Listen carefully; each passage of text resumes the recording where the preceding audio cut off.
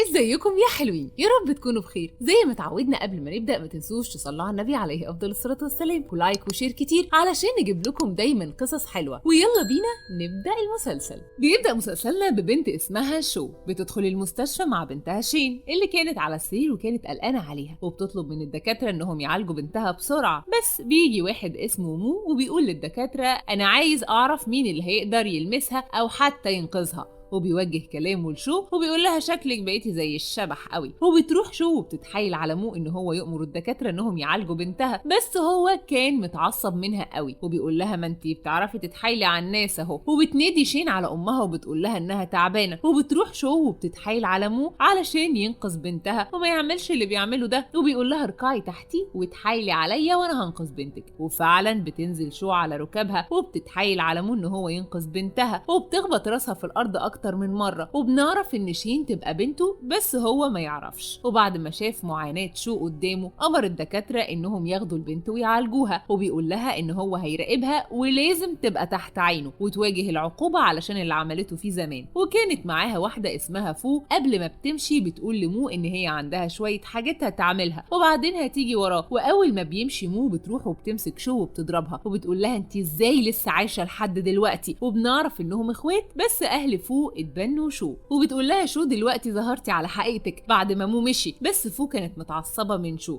وبتقول لها انت لازم تتطلقي انت ومو علشان هي تتجوزوا. وبنعرف ان من 4 سنين شو كانت حامل في بنت مو، بس هو كان بيعذبها كتير وما كانتش قادرة تعيش معاه وبتطلب منه الطلاق وبتديله الورقة علشان يوقعها، بس هو رفض وبيقولها انت بتحلمي، وبتقرر انها تسيبه وتمشي. وبتمر ال4 سنين ولسه لحد دلوقتي هما متجوزين، بس هي كانت بعيدة عنه. بتروح شو لمو وبتديله ورقة طلاق للمرة التانية علشان يوقعها، بس هو بيرمي الورقة على الأرض. وبتقول له مر 4 سنين وبتسأله ليه مش عايزني أمشي، وبيتعصب عليها وبيقول لها إن هي زي الحشرة بالنسبة له، وكان متضايق منها علشان استخبت طول الفترة دي كلها وكمان خلفت، ودلوقتي هي مديوناله ولازم يعمل كل اللي هو عايزه. ومفكر إن البنت اللي معاها دي طفلة غير شرعية اللي جابتها بعد ما مشيت وسابته، وبيعاتبها علشان كانت مع راجل تاني غيره وخلفت منه وما يعرفش انها بنته وهي ما قالتلوش ولا حتى كانت عايزه تقوله. وبيفاجئها ان هو مش هيسيبها غير لما تبقى تسدد له ال5 مليون اللي عليها، وبتقوله ان هي مش هتقدر تديله الفلوس دي لان المبلغ كبير جدا. وبيقول لها انها تشتغل عنده والصبح هتبقى خدامه وبالليل تروح النادي الليلي بتاعه علشان تقدر تجمع الفلوس. وبتستغرب شو من مو علشان هيخلي مراته تشتغل في مكان زي ده، بس هو ما كانش فارق معاه ومفكر ان هي بما انها كانت مع رجاله تانية يبقى مش هيبقى صعب عليها تبقى مع ناس في المكان ده. وطبعا شو ما كانش قدامها حل تاني غير انها تسمع كلامه وتروح بالليل تشتغل في النادي الليلي. وكان في رجاله قاعدين معاها وبيضايقوها وبتصرخ علشان حد يلحقها، وبيجي مو وبيطلب منهم يطلعوا بره وبيخافوا منه وبيطلعوا بسرعه، وبيقول لها انه عايزها تتعامل معاه زي ما كانت بتتعامل مع الناس دي وترضيه، وتجيب الكوبايات وبتملاها من العصير وبتديله، بس اول ما بتشرب منه بتكح، وده دليل على انها ما كانتش بتشرب اصلا. بس مو بيهجم عليها وكان متعصب جدا علشان عامله نفسها بريئه دلوقتي وهي طول عمرها بتقعد مع رجاله. وبعد شويه بتخرج شو بتلاقي الرجاله اللي كانوا قاعدين معاها بيضايقوها وماسكينها ونازلين فيها ضرب بعد مكالمه جات لهم من فوق علشان يدوها العلقه التمام. وبعد ما بتاخد شو ضرب محترم خلى جسمها كله تعبان وفيه نزيف، بيجي مو بيلحقها وبيقول له ان هي هتموت، وبتسأله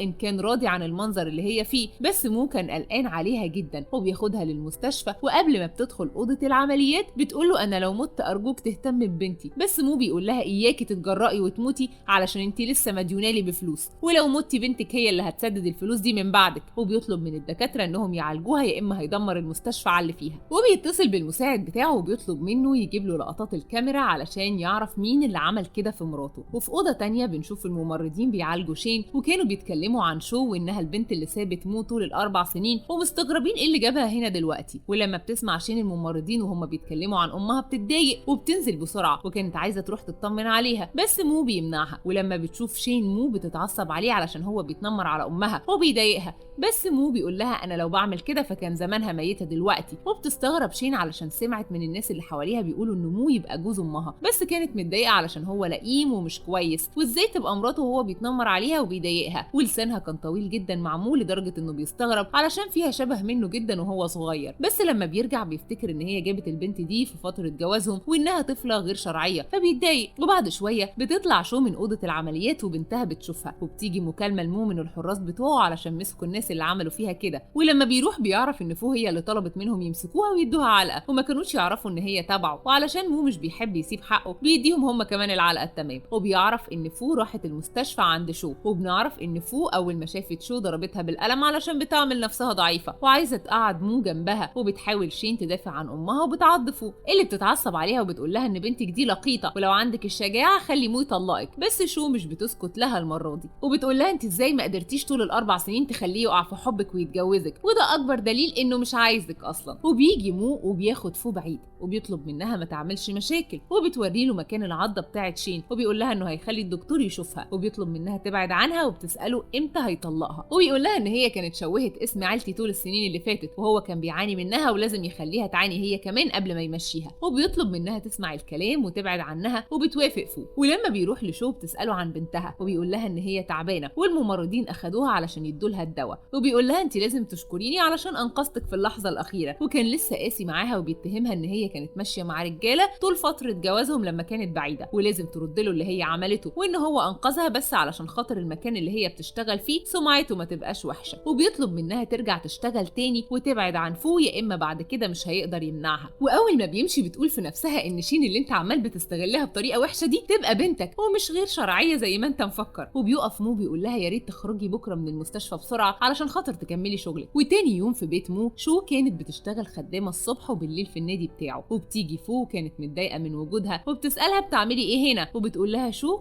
اسالي خطيبك لو عايزه. وبتتعصب فو ولسه هتمد ايديها بيجي مو بيقول لها ما تهتمش كتير بيها وتبعد عنها. وبتمسك فو دراعه علشان تغيظ شو وبتطلب منها تعمل الاكل علشان هيتعشوا مع بعض. وبعد شويه وبتحط شو الاكل بس طبعا ما عجبش فو اللي قالت عليه انه حراق جدا واتضايقت منه. وطبعا مو كان لازم يخليها تتعلم من اللي عملته وطلب منها تاخد طبق الشطه وتاكله كله بس مش بالمعلقه وكان بيذلها. وبعد شويه لما بتدخل الحمام بيروح وراها وبتقول له انت مش خايف ان فو تكتشف ان انت معايا في المكان ده. وبيطلب منها انها ترضيه لانها في الاول وفي الاخر لسه مراته، بس هي ما كانتش طايقاه ولما بيقرب منها بتبعده. وبالليل بترجع شو لبنتها ومعاها الاكل وكانوا قاعدين في امان الله. وبتيجي فو بتضايقها كالعاده علشان بنتها الغير شرعيه، بس شو بتغيظها علشان مو لو كان عاوزها كان اتجوزها من زمان. وبتتعصب عليها وبتضربها بالقلم. وبتروح شين عشان تدافع عن امها بس شو بتاخد حقها وبتضربها. وبيجي مو بيتعصب وبيضرب شو علشان ما تقربش تاني ناحيه فو وبيهددها بالفلوس اللي عليها وبيطلب منها تستعد علشان تنزل النادي ولو رفضت هيخلي بنتها تشتغل بدلها. وعلشان شو مش بتتحمل اي حاجه على بنتها بتتاسف لمو فو. وبعد شويه بيقعد مو مع فو وبيطلب منها تهدى وما تتدخلش في اللي بيعمله لشو لان هو مقرر انه يذلها ويعاقبها على اللي عملته طول السنين اللي فاتت. وبتقول له فو ان هي كانت عايزه تعلمها درس عشان كانت بتضايقها طول الوقت. وبيحاول مو يهديها علشان هو عنده خطه بينفذها معاها. وبيطلب منها ان حبها ليه ما يوصلهاش انها تبقى عاميه. وفي مكان تاني شو كانت بتجهز علشان تنزل للنادي وبيدخلوا عليها شويه بنات وكانوا جايين ينتقموا منها بطلب من فو ويضربوها. بس شو اخدت حقها وضربتها بس البنت بتطلب من اصحابها انهم يمسكوها وبينزلوا ضرب في شو. ولما بتقع على الارض بيوقفوا علشان كانوا خايفين ان يجرى لها حاجه ومو يعرف وساعتها حياتهم هتبقى في جحيم. بس البنت بتطلب منهم يكملوا لانهم واخدين فلوس على المهمه دي. وبينزلوا عليها هم الثلاثه وبيضربوها لحد ما بتتعور وفي الاخر بيوقفوا علشان كان ممكن تموت في ايديهم. واول ما بيجيبوا سيره بنتها بتتعصب عليهم وبيجي واحد اسمه جو وبيدافع عنها ويوقفهم وبيلبسها الجاكيت بتاعه وبيضربهم. وبتيجي واحده وبنعرف انها المسؤوله عن الاداره في المكان وبتتضايق من البنات اللي ضربوا شو وبتتاسف لجو وبتطلب منه ياخدها ويوديها المستشفى وهي هتتعامل. وبتقول للبنات اللي ضربوها ان البنت اللي هم قاعدين يضربوها دي تبقى مرات مو ودلوقتي لازم يقلقوا على حياتهم علشان الاوان خلاص فات. وفي المستشفى بنعرف ان جو دكتور وكان بيعالج الجروح لشو وبتشكره علشان دافع عنها النهارده. وبيقعد جنبها وبتقول له انت ليه بتعمل معايا كده. وبيقول لها ان هو كان بيدور عليها طول الفتره اللي فاتت وكان متضايق منها علشان ما اتصلتش بيه وسابت البيت ومشيت ولو كان يعرف ان كل ده هيجرى لها وتعاني بالشكل ده ما كانش سمح لها ابدا انها تمشي. وبتقول له ان هو دكتور موهوب وعنده مستقبل وما كانتش عايزاه يضيع وقته عليها وطاقته مع واحده زيها. ولما بيقرب منها بتبعده وبتقول له انها هتمشي دلوقتي ولو كان عايز يشوفها يبقى يجي النادي يقعد معاها. ولما بترجع شو البيت وبيشوفها مو بيلاقيها لابسه هدوم كتير والجو كان حر وبيطلب منها تقلع الجاكيت وبيشوف علامات بتاعه الضرب اللي على جسمها وبتطمنه انها انها هتفضل شغاله عشان تسدد الديون بتاعته، بس في نفس الوقت بتطلب منه ان هي بتشتغل في شغل تاني غير شغل النادي لانها بتتعذب كتير فيه، وهو مش همه اي حاجه غير انها تتعرض للضرب وخلاص. هو مش فاهمه هو ليه بالقسوه دي كلها، وما ينفعش يحكم على الناس من الظاهر، بس هو بيرفض وبيطلب منها تنزل للنادي. وبيروح مو وبيقعد في النادي، وكان معاه نفس البنات اللي ضربوا شو، وكانوا بيحاولوا يرضوه علشان لو عرف انهم السبب في ضرب شو مش هيحصل لهم كويس. بس بتجيله مكالمه من المساعد بتاعه وبيطلب منه ان هو يجيب الناس بتوعه، وفجاه بيدخلوا الحراس، واول ما بيشوفوهم البنات بيتخضوا علشان كده عرفوا ان مو عرف اللي عملوه في شو، وكانوا بيحاولوا يرضوه اكتر واكتر، بس هو بيرفض وبيطلب من الحراس انهم يشوهوا جسمهم زي ما عملوا مع شو. اما شو فكانت بتحاول تعالج الكدمات اللي على جسمها بسبب الضرب اللي بتاخده كل يوم، وبتكلمها المشرفه اللي في النادي وبتقول لها ان البنات اللي ضربوكي اخدوا جزائهم ومشيوا من هنا، بس كانت مستبعده تماما فكره ان مو ممكن يكون عمل كده علشانها، وكانت مفكره ان في حد تاني عمل معاهم كده لانهم يستاهلوا، واكيد عملوا معاه حاجه غلط.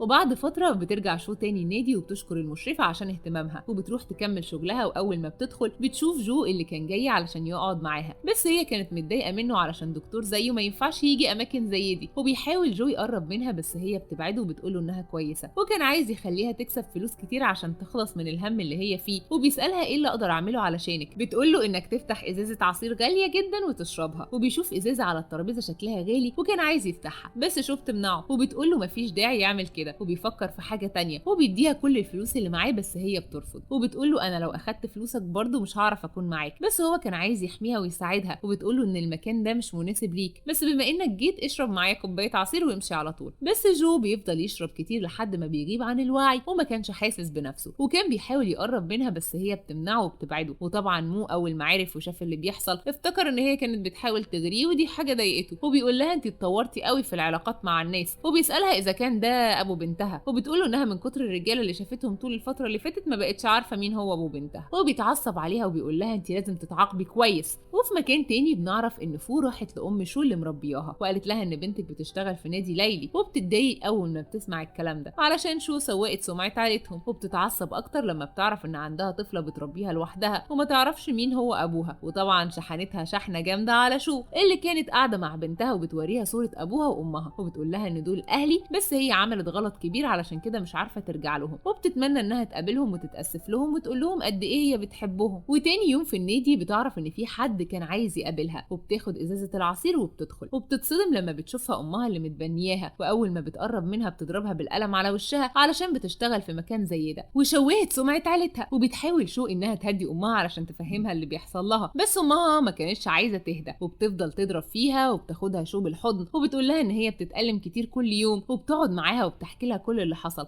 وبتقول لها على الديون اللي هي فيها وانها لازم تدفعها علشان مو يوافق يطلقها، وبتطلع لها امها كارت فيه فلوس بس مش كتير، وبتطلب منها تاخدها علشان تسدد جزء من الديون اللي عليها، بس شو بترفض انها تاخد الفلوس وبتقول لها ان هي هتتصرف وتسددهم، وعارفه كويس ان مو مش مقعدها معاه بسبب الفلوس وبس، هو بيكرهها دلوقتي وعايز يخليها تتذل، ومش هيقبل ان هي تسدد الفلوس بكل سهوله وتمشي، واكيد هيخترع اكتر من حجه علشان يخليها جنبه. وبتطمنها امها ان هي هتفضل معاها وان هي وابوها بيحبوها ولو عايزه اي حاجه تكلمهم. ولما بتخرج شو بتشوف فو وبتعرف ان هي اللي قالت لامها على مكان شغلها عشان تتعصب عليها، بس للاسف خطتها ما نجحتش. ولما بتخرج امها بتطلب منها تهدى على اختها شو علشان هي عايزه تسدد الفلوس اللي عليها لمو تبعد. وتاني يوم بتروح شو علشان تودي القهوه لمو، وكالعاده لازم يستفزها بشويه كلام، وخصوصا لما بيجي لها تليفون من جو، وبتقفل علشان ما كانتش عارفه ترد عليه. وقتها بيتعصب مو وبيمسكها من رقبتها، وكان مفكر واحد من الرجاله اللي عرفتهم، وبيهجم عليها وبيطلب منها تنزل تشتغل. وبتروح شو علشان تودع بنتها وفي نفس الوقت ترضيها علشان ما كانتش قادره تقعد معاها فتره طويله ولا تلعب معاها زي باقي الامهات، بس بنتها كان عقلها اكبر من جسمها وبتراعي ظروف امها. وبتوعدها شو انها بعد ما تخلص اللي وراها هيمشوا من هنا وهيشتروا بيت صغير ويعيشوا فيه. وبتفرح شين انها هتعيش مع امها وتروح المدرسه ويستقروا. وبالليل بتروح شو شغلها في النادي، وبيروح لها جو وبيتاسف لها على اللي حصل المره اللي فاتت، وبتقول له ان هي ما كانتش قادره ترد عليه لانها كانت مشغوله، وبيتحايل وبيتحايل عليها ان هو يساعدها في دعوة الطلاق علشان تقدر تخلص من مو، وبيطلب منها توافق ان هو يفضل جنبها، وبتسأله اذا كان فعلا هيقدر يقف جنبها، وبيأكد عليها ان هو مش بيكذب لان طول ال4 سنين كان معاها وواقف جنبها. ولما بيجي مو بيسمع كلامهم بيتعصب عليه وبيضربه، وعلشان شو كانت خايفة على جو من مو بتقول له انهم كانوا بيهزروا واي حاجة اسمها ما كانتش حقيقة. وبيقوم جو علشان يدافع عن شو ويبعد مو عنها، بس مو ضربه تاني وزقه على الارض، ومش بتقدر شو تتحمل اللي هي شايفاه، وبتطلب من جو انه يمشي دلوقتي لانها بقت خايفة عليه، وبتقول لمو ان كل اللي حصل ده كان تمثيل، وبيطلب منه ما يصدقش اي حاجة. وعلشان جو يبعد عنها بتروح لمو بتقرب منه علشان تكره جو فيها، بس جو ما كانش مصدق اللي هي بتعمله، وبيمسك ايديها وبيقول لها تيجي معاه وهو هيساعدها، بس هي بتضربه بالقلم وبتقول له هو انت مش شايف الفرق اللي ما بينك وما بين جوزي؟ وتاني يوم بيقرر مو ان هو يعاقب شو، بس المرة دي بطريقة وحشة جدا، وبيجيب لها واحد من اصحابه علشان تقعد معاه، وبيتبسط جدا علشان شاف بنت جميلة وخصوصا انها هدية من مو، وكان بيقرب منها بس هي بتحاول تبعده بكل الطرق لان مو لحد دلوقتي مش مصدق ان هي مش بتاعه الحاجات دي، وما كانش فارق معاه اي حاجة هتحصل لها. وبيطلب مو من صاحبه شياو انه ياخد شو بعيد ويعمل فيها اللي هو عاوزه، وبتحاول شو تبعد شياو عنها، وبتقول انهم هيشربوا مع بعض كوبايتين عصير ويسيبها، بس هو ما كانش موافق وبيعرض عليها فلوس علشان تيجي معاه، ولما بترفض بياخدها غصب عنها على مكان تاني، وبيقول لها انا هديكي فلوس كتير بس تعملي اللي انا عايزه. وبتتحايل عليه شو ان هو يسيبها لان انا مش بتاعه الحاجات دي، بس هو كان عايز يعذبها وكان مستمتع قوي، وبيربط ايديها وبيفضل يضربها بالحزام بتاعه وبيستمتع وهي بتتألم. في الوقت ده مو ضميره بيصحى ناحيه مراته، وبيقرر ان هو يروح يلحقها من صاحبه اللي مش راحمها، بس في الطريق العربيه بتاعته بتعطل وهتاخد وقت في التصليح، وكان لازم يجري علشان يلحقها. وبنعرف ان شو كانت بتتعذب من شياو من كتر الضرب لدرجه انه اغمى عليها، وبيفوقها وبيرجع يضربها تاني، وكان مبسوط قوي باللي هو شايفه. وبيجي مو وبيضربه وبيبعدوا عنها، وبيطلب عربيه الاسعاف وبيطلب من رجالته انهم يأدبوه، وبياخد شو على المستشفى. وقبل ما بتدخل بتقول له انا هنا للمره التانيه بسببك، وبتساله ازاي بقى هتقدر تعوضني لان كل اللي همك هو الفلوس وبس. وبيقول لها ما تفكرش في اي حاجه واهم حاجه انها ترجع له من جديد، وبيهددها ان هو هيعذب بنتها لو ما رجعتش. ولما بتدخل اوضه العمليات بيفتكر ذكرياته معاها لما شافها اول مره بالفستان وما كانش مهتم. وبعد شويه بيجي جو وبيضرب مو علشان هو اذى مراته للدرجه دي وما كانش فارق معاه اي حاجه، وكان بيفوقه وبيقول له لو عايز تعرف ليه شو سابتك طول ال4 سنين روح واسال صاحبتك فو. وبيقول له انا همشي بس هاخدها معايا لاني مش عايزه اضيع وقتي مع واحد زيك. وبيجي الدكتور وكان عايز توقيع من حد من اهلها، ولسه مو بيقرب علشان يوقع، جو بيمنعه وبيقول له انت ما تستاهلش انك تشوفها اصلا، واول ما تصحى انا هاخدها وامشي من هنا. وبيفضل مو متضايق علشان اللي حصل في شو وما كانش بياكل. وبيجي المساعد بتاعه وبيكشفه وبيقول له على فكره انت بتحبها وما تقدرش تخبي مشاعرك عنها لحد كده، بس مو بيتعصب على المساعد بتاعه وبيقول له يطلع بره. وبيفتكر شو وقت ما كانت في مكتبه زمان وكل اللي هي عايزاه تفضل جنبه علشان تفضل شايفاه طول الوقت. وتاني يوم بيروح مو وبيقعد في اوضه الاستقبال وبيروح لجو، ولما بيشوفه بيقول له للمره التانيه ان اول ما شو تصحى هياخدها. وبيحس وقتها مو انه خلاص كده خسر شو. ولما بيرجع البيت بيقابل فو وبيقول لها تستعد علشان فرحهم هيبقى الشهر الجاي. وتاني يوم بيروح مو لشو المستشفى وبيطلب منها انها تسامحه، وبيقول لها ان هو هيتجوز فو هيبعد عنها للابد، بس هي كانت سامعاه وهي نايمه وما يعرفش ان هي سامعاه. وفي لحظه دخول جو بيسمعه وهو بيقول الكلمتين دول وبيزعق له وبياخده بره وبيضربه وبيقول له ان هو وقح جدا بعد ما قرر ان هو يتجوز من فو اللي تسببت في اذى كبير لمراته. وبيقول له مو ان هو ده اللي شو عايزاه، بس جو بيقرر ان هو يتكلم وبيقول له انت لو تعرف فعلا اللي هي عايزاه ما كنتش بقيت كده، وما تعرفش هي ازاي قعدت طول الفتره اللي فاتت بعيده عنك، وان هي حبتك من كل قلبها وما سمحتش لاي راجل انه يقرب منها ولا يدخل حياتها. وبيصدمه بالخبر الاكبر وبيقول له ان هو اول ما اتعرف على شو كانت شين تعبانه واشتغلت معانا في المستشفى عشان تقدر تصرف على بنتها. وبيقول له يفكر شويه وهيعرف اذا كانت فعلا شين دي بنته ولا لا. ولما بيرجع البيت بيروح لشين وبيلاقيها نايمه وبيقول للمساعد ان هي نامت بالعافيه عشان كانت قلقانه على مامتها. ولما بيقعد جنبها بيسمعها وهي بتنادي عليها وبتتمنى انها تخرج معاها ويعيشوا حياتهم. وبيشوف صوره ليها مكتوب عليها تاريخ، ولما بيشوف التاريخ بيعرف ان التاريخ ده كان قبل ما هي تسيبه، يعني هي كانت حامل في البنت دي قبل ما تمشي. وبيشوف الالبوم بتاع الصور. وتاني يوم جو كان بيهتم بشو في المستشفى وعرفت ان مو خلاص هيتجوز، يبقى كده اكيد هيطلقها. وبيطلب منها جو ما تفكرش في اللي فات واهم حاجه دلوقتي انها تقوم وتبقى كويسه. اما مو بيقرر انه يسعد شين ويحقق لها اللي هي عايزاه، وبيوديها الحديقه وبيلعب معاها، وكان مستغرب ازاي قادر يتحملها ويعمل لها اللي هي عايزاه. وبالليل ما كانتش قادره تنام وبتروح عشان تنام جنبه، وبيستغرب من نفسه علشان سكت لها. وبيتصل بالمساعد بتاعه وبيقول له ان هو هيعمل اختبار للابوه بكره. وتاني يوم بيروح مو لفوق اللي كانت بتعمل بروفا الفستان الفرح، وبيفتكر شو لما كانت مكانها وما كانش مهتم بيها وبيزعل، وبيقول لها ان هو مشغول دلوقتي وهيشوفها وقت الفرح. وبتعرف فوق ان شو لسه مقصره في في حياة مو وكان لازم تخلص عليها، وبتروح لها المستشفى وجو كان معاها، وبتطلب شو منه ان هو يمشي علشان في كلام ما بينها وما بين فو اللي بيتعصب على شو وبتضربها بالقلم علشان مو لسه لحد دلوقتي متأثر بيها ومش عايز يسيبها، وبتقول لها ان بنتك عايشة في البيت عنده وبتخاف شو على بنتها، وما تعرفش ان مو بيعاملها بشكل مختلف، وبيقرر ان هو ياخدها ويوديها لامها. واول ما بتشوفها شو بتطمن عليها، وشين بتقول لها ان مو كان مهتم بيها طول الفترة اللي فاتت وبيعمل لها كل اللي هي عايزاه، وبتستغرب شو ايه اللي يخلي مو يعامل بنتها بالشكل ده. وفي مكان تاني فو بتروح لابوها وبتشحنه من شو وبتتهمها ان هي اخدت خطيبها منها وانها بتشتغل في مكان مش كويس، ولما بيتصل عليها بتكذب عليه وبتقوله انها بتشتغل في الشركه. وفي مكتب مو بيروح له المساعد بتاعه وبيقول له ان من 4 سنين فو كانت بتهدد شو واجرت ناس علشان يضربوها، وقتها كانت حامل وتعرضت لحاجات كتير في المستشفى وقت الولاده وكانت تعبانه علشان كده ما رجعتش تاني. اما اهل شو اللي ربوها بعد ما عرفوا اللي هي بتعمله راحوا لها المستشفى وادوها كارت فيه فلوس علشان تدفعها لمو تبعد عنه، وبتوافق المره دي انها تاخد الفلوس علشان تدفعها لانها المره دي عايزه تبعد عنه. وفو بتعمل نفسها خايفه عليها وان هي ساعدتها في الفلوس دي مع اهلها علشان ترتاح، بس بيجي مو وبيرفض ان هي تبعد عنه وبيتعصب على فو علشان الحاجات اللي عرفها وانها السبب ان مراته تتعرض للموت في المستشفى لما كانت بتولد، واهلها كانوا واقفين وسمعوا كل حاجه. وبيقرر مو ان هو يبعد عن فو اللي ما كانتش موافقه على قراره وعايزه تنتقم، وكانت حاسه ان كل اللي بيحصل لها بسبب شو، وبتقرر انها تنتقم وبتاخد السكينه اللي كانت قدامها وبتروح تهجم عليها، بس مو بيدافع عنها والسكينه بتيجي في بطنه، وبتقبض الشرطه على فو وبتنادي شو على حد علشان ينقذ مو. وبعد كام يوم لما بيفوق مو وبيشوف شو جنبه وبيتاسف لها على كل اللي عمله معاها، بس هي كانت متعصبه علشان دافع عنها لدرجه ان هو اتاذى والسكينه جت فيه، وبيقول لها انا لو ما كنتش عملت كده كنت هحس بالذنب،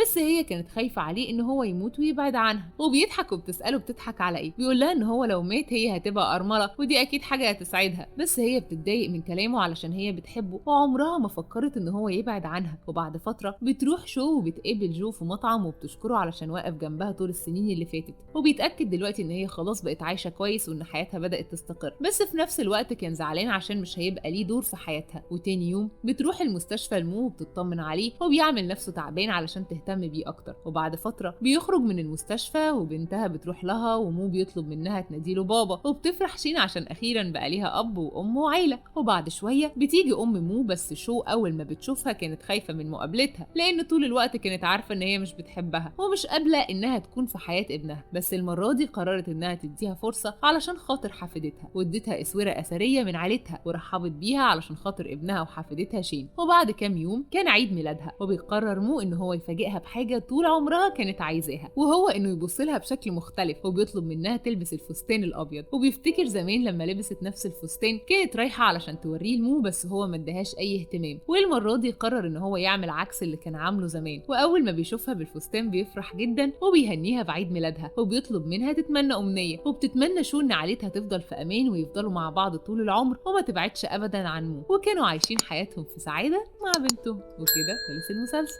سلام.